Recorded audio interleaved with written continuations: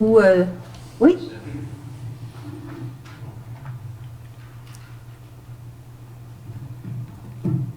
Bonjour, Madame la mairesse. Bonsoir aux Mesdames conseillères municipales et Monsieur conseillers municipaux. Je me présente, je m'appelle Léquie Vion. J'ai 16 ans et je suis un élève à la polyvalente Le Carrefour en 5e secondaire. Je suis ici aujourd'hui pour vous déposer ma pétition revendiquant la protection de la forêt récréative. Cette pétition-ci, j'ai réussi à collecter 500 signatures, dont une centaine des élèves de la polyvalente Le Carrefour ici. Donc, je vais vous lire le contenu de ma pétition. Bien sûr.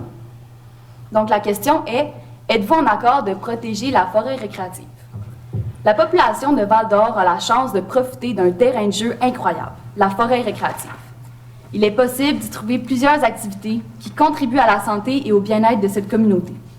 Celle-ci est située au-dessus de la moraine d'Aricana, ayant le même rôle et la même importance qu'un escarre. La recharge en eau potable,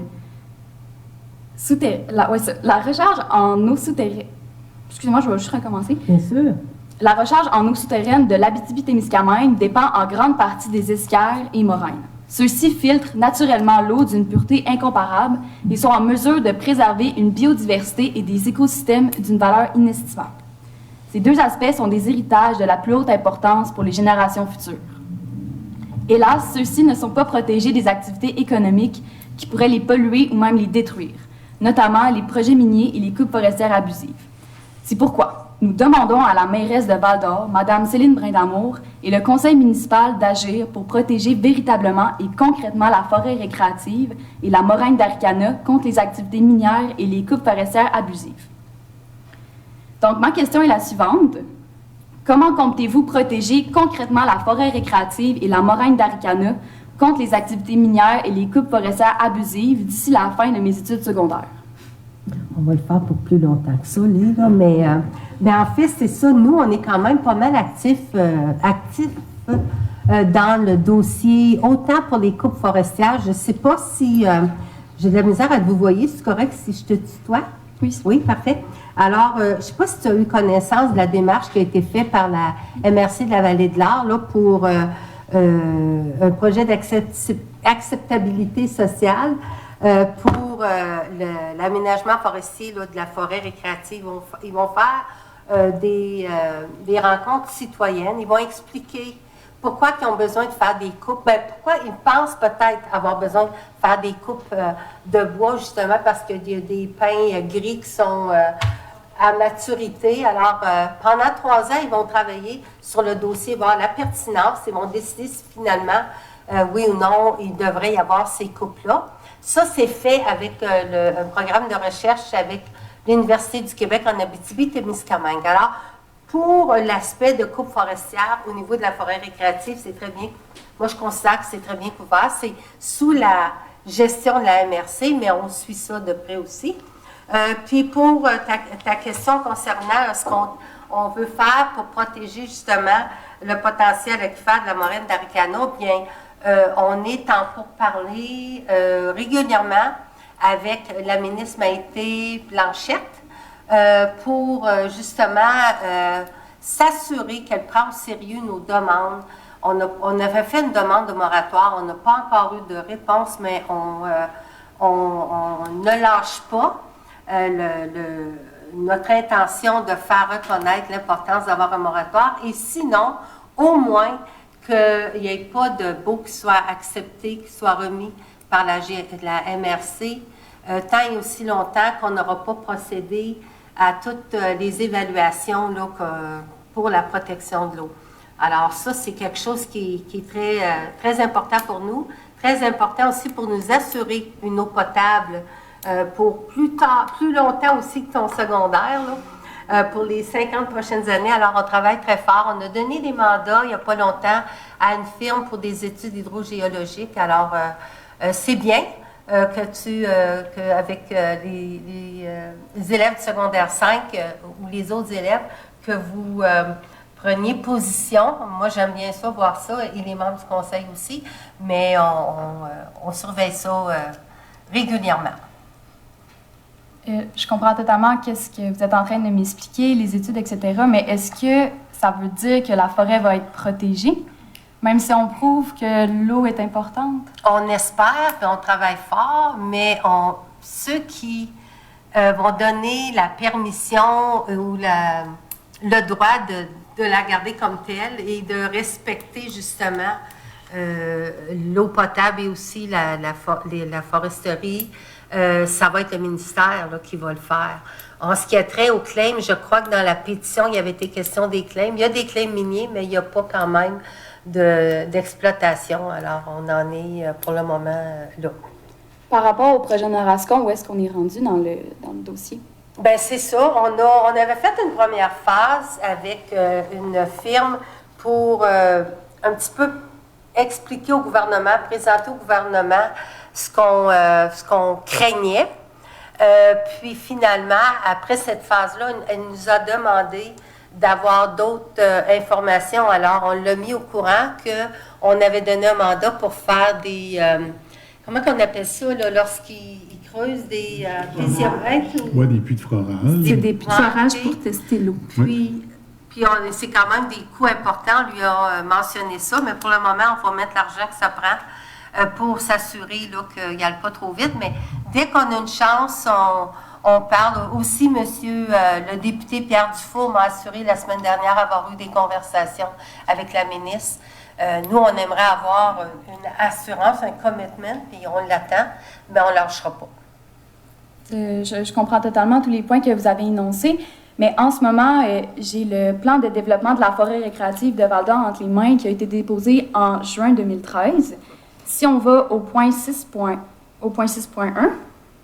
il est écrit qu'un des enjeux est de établir un statut du territoire afin de préserver la pérennité des activités récréatives et des ressources naturelles. En 2013, j'avais quel âge? J'avais 7 ans. Mm-hmm. Je comprends que oui, il faut des études, oui, il faut avoir des preuves pour le gouvernement provincial, mais quand est-ce qu'il va avoir des résultats? Combien d'années il va falloir encore attendre pour protéger la forêt récréative? Parce que moi, en tant que jeune, puis je pense que c'est de même aussi pour la communauté de la ville de Val-d'Or, on voit les activités minières qui pourraient arriver ici, on voit les coupes forestières qui vont être évaluées. Quand est-ce qu'on va être sûr et certain qu'il n'y a plus personne qui va pouvoir toucher à notre forêt? Très bonne question. Avec la Corporation des parcs et espaces récréatifs, à un moment donné, il y a eu une demande qui a été faite au ministère. Je sais qu'il y a des demandes qui sont actuellement menées par la Corporation des parcs, par sa présidente notamment auprès du député, donc c'est son deuxième interlocuteur. Il faut comprendre que la ville, nous, le conseil municipal, on n'a pas le pouvoir de décréter un statut de protection particulier pour cette portion de ce territoire-là. C'est du domaine public et on n'a pas le pouvoir d'empêcher l'exploitation minière ou forestière sur ces terrains-là.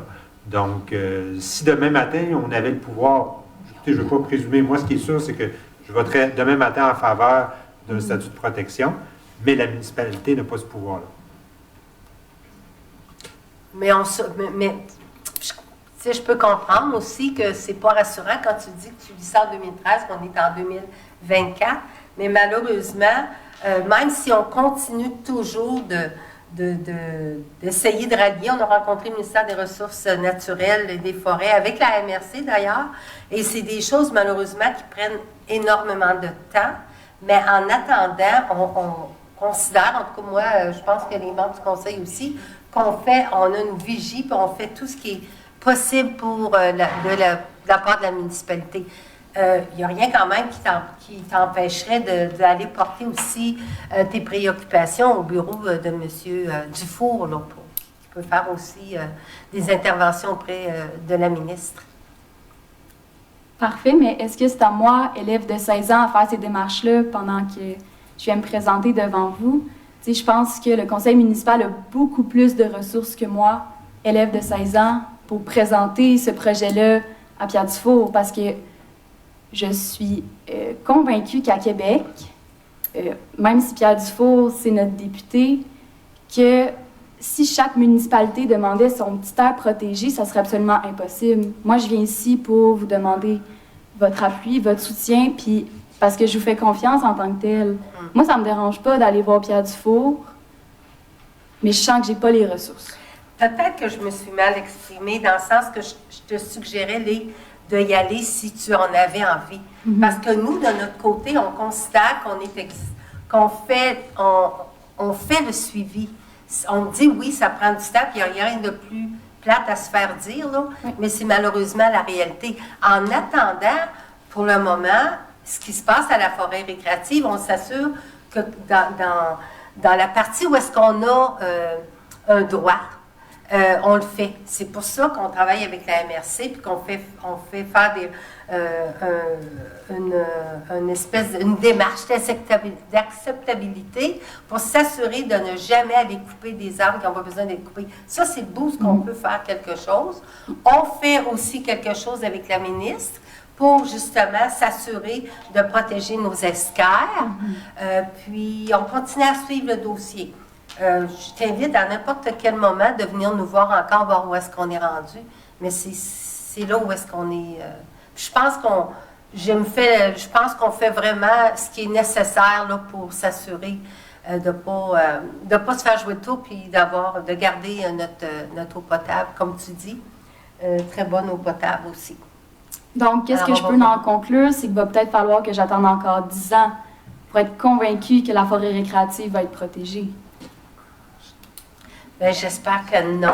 Monsieur Turcotte fatigue, là, alors je vais le laisser aussi parce qu'il travaille avec moi sur le dossier. Oui, là, puis peut-être, on parle d'une voix unanime, le Conseil, c'est dans notre intérêt, puis pour l'intérêt de la population de protéger ces territoires-là, que ce soit la surface, donc la forêt, mais aussi le sol, c'est dans l'idée. Puis ce que Maxime disait, c'est un peu vrai, c'est qu'on n'a pas les moyens nécessaires nécessairement pour le faire. Si on pouvait, si on avait ce pouvoir-là, ça serait une autre discussion. Puis j'ai envie de dire que ça serait fait. On fait beaucoup de représentations. On a eu des discussions aussi, des conseils juridiques avec des experts dans la matière au cours du mandat. Là. Il y a eu des changements d'attitude. Je pense que ça vaut la peine de dire. Puis moi, ça me fait plaisir de souligner aussi. Tu as parlé de Norascon tantôt.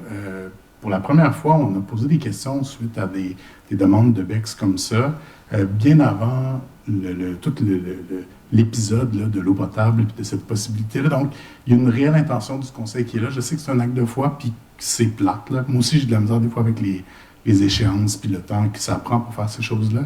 Mais on compose avec un gouvernement qui, malheureusement, n'a pas nécessairement tout le temps cette priorité-là. Fait qu'on fait les représentations politiques, puis la mairesse parle régulièrement, que ce soit aux députés ici ou à Maïté Blanchette-Vézina, pour ces deux projets-là. J'ai vraiment confiance que ça va aboutir. On travaille avec les leviers qu'on a là-dedans. Je pense pas que ça va prendre 13 ans. Je le souhaite pas, ni pour toi, ni pour tout le monde ici. Mais on travaille fort pour ça, puis je te demande de nous croire, pour vrai. C'est bien. C'est tout pour moi. Merci, Lé. Est-ce qu'il y avait quelqu'un d'autre qui avait des questions? Et que je suis nerveuse quand je le vois arriver, lui. Pardon? Oui, je sais. Alors, Bonjour. Bonsoir plutôt. Bonsoir, Madame la mairesse, Mesdames et Messieurs les conseillers, conseillères, ou vice-versa. En fait, j'appuie absolument la demande naturellement de Lé, puis je trouve ça intéressant parce que je pense que je viens de me trouver une successeur à l'Action Montréal et les autres activités. En fait, je venais juste, dans le cas présent, moi je me rappelle dans le temps, la ville de Val-d'Or avait demandé pour un parc régional dans ce coin-là. Ça avait été mentionné. Dans la continuité, et puis aussi que le gouvernement, moi ici, au mois de février, le gouvernement du Québec, le ministère de l'Environnement, du moins ce qui reste du ministère de l'Environnement, ils vont aller en appel pour des demandes pour des aires protégées. On est présentement en Abitibi à 8,7 ou 8,8, puis on doit se rendre à 30%. Comme il y a une aire protégée qui est à l'ouest, la forêt Piché-Lorraine, je pense qu'il y aurait une belle occasion de faire une proposition. Il n'y a rien de garanti, mais au moins de faire une proposition pour qu'il y ait un agrandissement. Fait que ça irait dans la continuité, la forêt Piché-Lorraine, puis le lac Lemoine, et tout de suite après ça, bien, là, tu as l'esquerre, l'esquerre ou la moraine, et la forêt récréative. Je pense que c'est une belle occasion de demander d'avoir... Parce qu'il y a différents degrés de conservation dans les aires protégées. Ce n'est pas toutes des réserves écologiques. Comme je pense que c'est un avenue que la ville devrait peut-être regarder. Puis si ça vous intéresse, bien, je pourrais vous rencontrer là-dessus si ça vous intéresse. Ça étant dit, moi, je viens pour vous demander aussi, à part d'appuyer Lily puis sa demande, je viens ici pour voir ce qu'en est rendu l'étude sur le puits d'eau potable qui avait été contaminé, ou en tout cas, qu'on avait trouvé beaucoup d'HAP. Le PFAS? C'est ça, le PFAS. Oui. HAP. C'est parce que nous autres, on l'a appris pendant un an, on sait c'est quoi. Non. Mais pour les perfluorés, justement, je vais me dire, je n'ai pas d'avancée. En fait, nous, premièrement, on essaie encore, on travaille on a aussi pris une firme pour vérifier provient de où cette source-là de contamination. On est encore considéré dans les normes, étant donné que le ministère n'avait pas encore pris de décision en ce qui a trait pas la recommandation, mais à la norme. Mais on est dans les recommandations. Alors, pour le moment, on réussit très bien avec notre puits principal. On n'a pas la pression de tout de suite essayer de trouver une solution parce que celle qui nous avait été proposée par le chercheur M. Sauvé de l'Université de Montréal, c'était des solutions très, très, très, très dispendieuses. Alors, pour le moment, étant donné que la sécurité, la santé des jeunes n'étaient pas en danger, on continue à travailler avec notre puits principal. Et on continue de vérifier d'où vient cette source de contamination-là. Puis on a aussi d'autres actions qu'on est en train peut-être de prendre une fois qu'on aura eu les résultats là, des experts qu'on a engagés. Pouvez-vous m'en dire un peu plus sur la recommandation de l'expert qui est en fait, quand on a été informé que notre taux de perfluoré était à un certain level, je cherche mon mot, là, niveau, excuse-moi, c'était une longue réunion, à un certain niveau, c'était quand même en bas de la recommandation qui était de 200 nanogrammes, si ma mémoire ne me joue pas de tour. Et nous, autant pour notre puits principal, on était à 34 points quelque chose, mais pour le puits qu'on a fermé tout de suite dès qu'on l'a su, en dedans de 48 heures, on était à 107 et une autre fois à 171.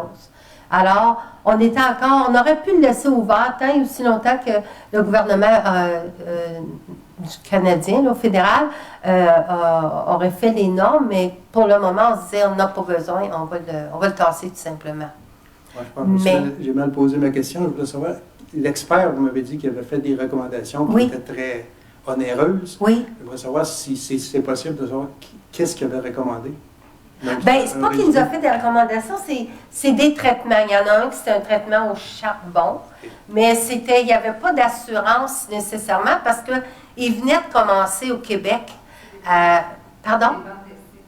Puis nous, on avait même... Il venait de commencer au Québec de voir qu'est-ce qui se passait dans certaines municipalités. On a même levé la main, parce que le chercheur, quand même, on lui a parlé à plusieurs occasions, puis on a même proposé d'être un banc d'essai pour ses recherches à lui. Mais puis je pense que tant et aussi longtemps que le gouvernement n'aura pas normé ça, je pense que on se permet de s'acheter du temps.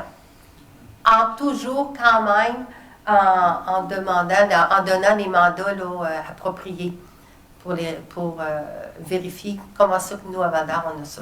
C'est pour ça que nous, on trouve qu'il serait bien important de protéger justement la moraine. Parce que il n'y a pas... c'est incroyable. Oui, puis je vous dis, là, on en parle, on met de la pression. Ça fait pas longtemps, on a écrit d'ailleurs à la ministre des Ressources naturelles, des forêts, Mme Blanchette, pour lui dire où ce qu'on était rendu, en voulant dire... On ne veut pas qu'il n'y ait rien qui soit donné avant d'avoir tout fini. Puis elle était d'accord là, de nous attendre. Elle avait juste besoin qu'on lui confirme. Puis c'est ce qu'on a fait.